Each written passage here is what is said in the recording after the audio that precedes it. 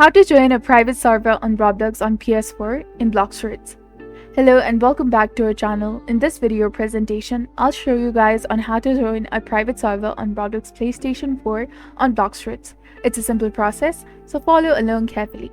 While you can join private servers created by you or others on Blox Fruits on PlayStation 4, you can't do this directly like on the PC version of Roblox.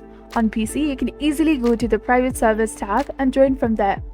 However, if you're trying to join a private server on a console like the PlayStation 4, PlayStation 5, or an Xbox console, you will need a workaround. The workaround involves joining someone who is on the private server. To summarize, you need a friend or someone whom you know to join a private server through a computer or a mobile device, and once they join, you can switch to the People tab or your Friends tab on the console version of the Roblox and select the option to join them from there. Apart from joining someone already on a private server through a computer or a mobile device, creating and joining private servers on a PlayStation 4 isn't straightforward.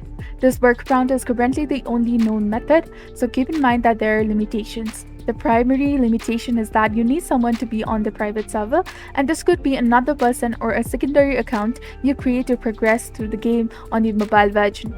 You can also use your phone, notebook, laptop, or computer for this. Additionally, you will need to join in the first server and then progress to the second and the third if desired.